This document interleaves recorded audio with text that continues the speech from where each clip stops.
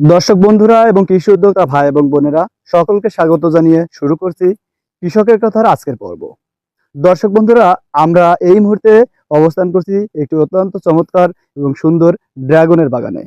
দর্শক বন্ধুরা, আমরা কিন্তু এই ড্রাগনের বাগানে আসার পর যে বিষয়গুলো লক্ষ্য করলাম, প্রত্যেকটা ডুগাতেই কিন্তু 3 থেকে 4টি করে ড্রাগন রয়েছে। তো মাশাআল্লাহ, আলহামদুলিল্লাহ, অনেক বাম্পার একটি ফলন হয়েছে এই ড্রাগন বাগানটিতে।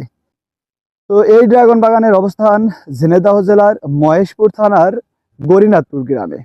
এই গ্রামেরই একজন উদ্যমী উদ্যোক্তা জাহিদুল ইসলাম ভাই গড়ে তুলেছেন এই ড্রাগনের বাগানটি।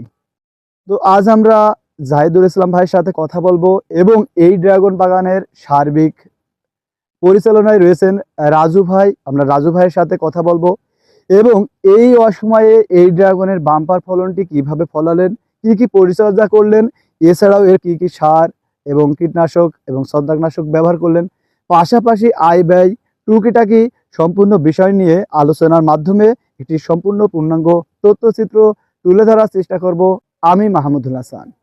সম্পূর্ণ প্রতিবেদন জুড়ে আমাদের সাথেই থাকুন।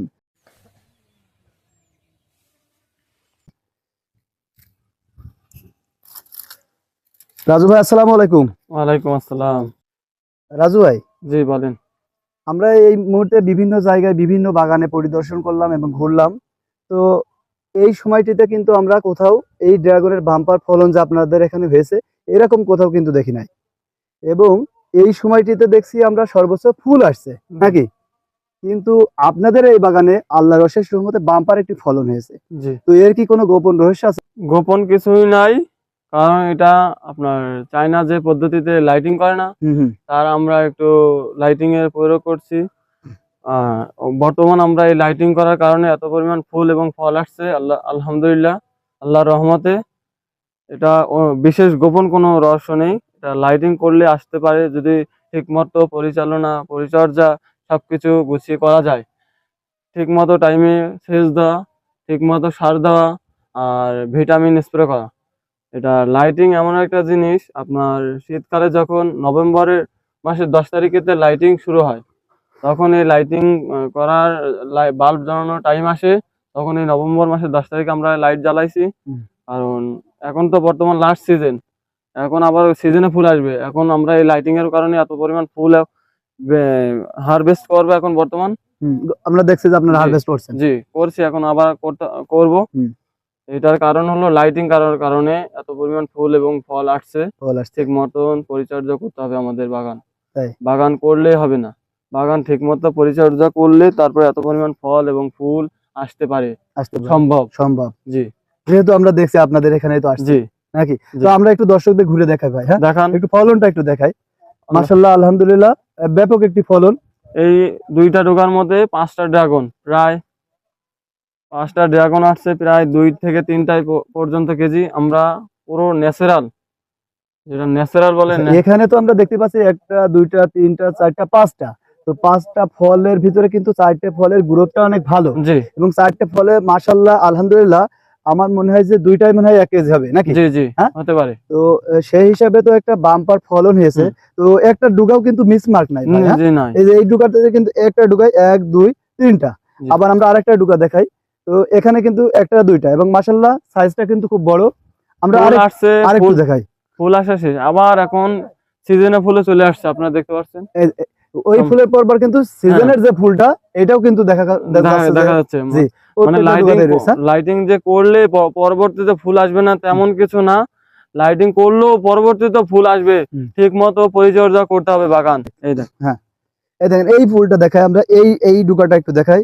1টা 2টা 3টা 4টা 5টা, তো 6টা 7টা 8টা। তো একটা ডুগাতেই কিন্তু আপনার সিজনালি যে ফুলটা আসার কথা সেই ফুলটা কিন্তু এই ডুগাতে আসছে এবং পাশাপাশি কিন্তু ফলেও কিন্তু পরিণত রয়েছে নাকি। রাজু ভাই, জি বলেন। একটা জিনিস কিন্তু আমি খেয়াল করলাম, আপনি একটা জিনিস দেখেন, আমি যে দেখাই আপনারা তো দেখছেন, দর্শকদেরকে দেখাই। তো মাশাআল্লাহ আলহামদুলিল্লাহ, এই ফলটা একটু দেখাই। এই একটা ফল, এই ডুগাতে কিন্তু 2টা ফল রয়েছে, দেখেন 2টা। এখানে কিন্তু আরেকটা ফল, প্রায় 1 কেজি প্রায়। আচ্ছা, এই জিনিসটা আমরা একটু দর্শকদেরকে একটু ক্লিয়ার করি যে এই কালার এবং এই সাইজ, তো এই কালার এবং এই সাইজ এবং এই ফলন পাশাপাশি এছাড়া আপনারা আর কি কি পরিচর্যা করছেন বলেন তো একটু, যে সৌন্দর্যটা এবং বড় আকার। ঠিক মতো আপনার স্প্রে করতে হবে ছত্রাকনাশক, যাতে ফলটা দাগ মাগ না হয়ে যায়, হুম, ফলটা গ্রোথ ভালো থাকে। হুম, তার পাশাপাশি সূর্যের আলো আছে, অধিক বাতাস, হুম, তার কারণে হুম, এই ফলটা ন্যাচারাল হয়েছে আমাদের। হুম। মাশাআল্লাহ, জি আলহামদুলিল্লাহ। আলহামদুলিল্লাহ, অনেক ভালো।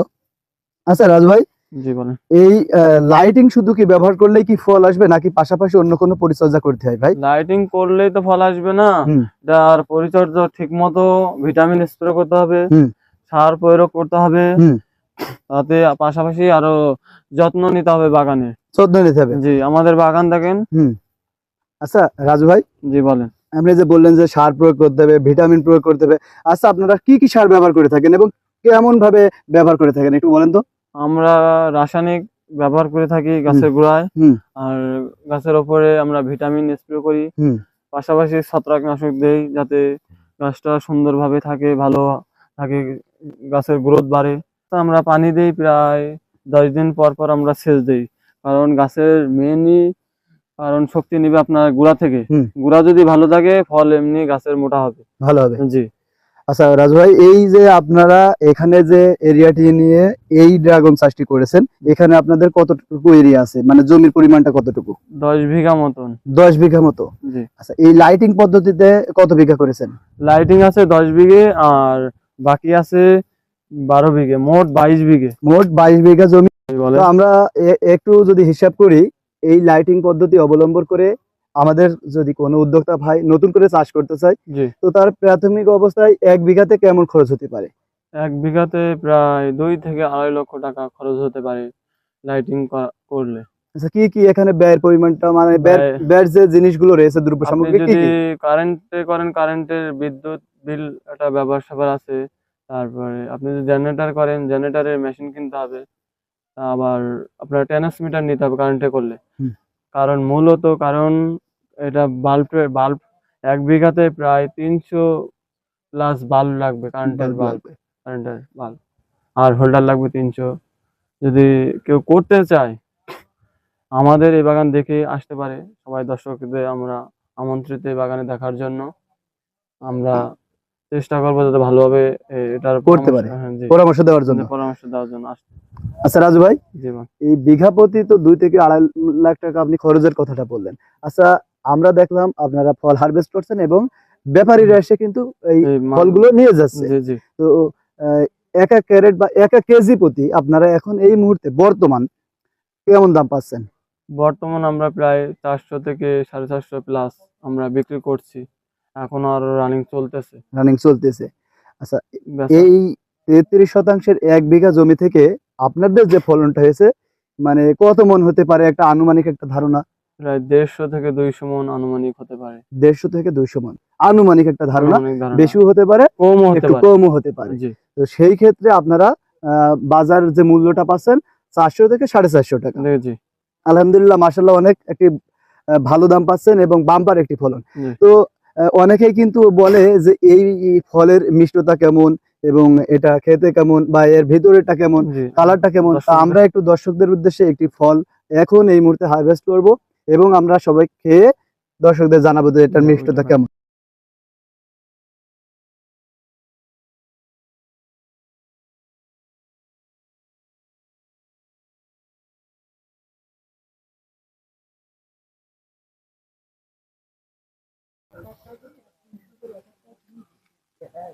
আমরা কিন্তু সরাসরি বাগান থেকে এই ফলটি হারভেস্ট করলাম। তো আমরা দর্শকদের একটু দেখাই এটার কালার, এবং এটার যে কালারটি আপনারা কিন্তু দেখতে পাচ্ছেন। তো মোটামুটি আমরা কিন্তু এখন এখানে 4-5 জন এবং আমাদের দর্শনার্থী ভাইয়েরা রয়েছে। তো আমরা তাদেরকে খাওয়াবো এবং এটার মিষ্টতা কেমন সেটা কিন্তু দেখাবো আপনাদের।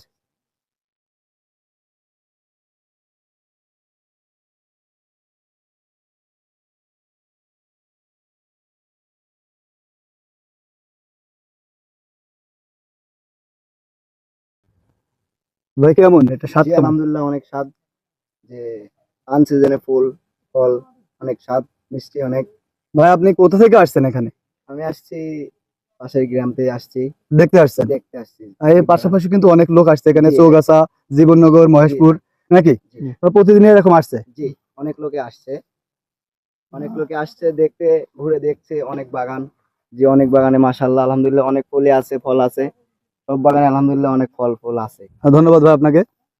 তো দর্শক বন্ধুরা, আমিও কিন্তু এই মুহূর্তে এটা আমি খাবো বিসমিল্লাহ সহকারে।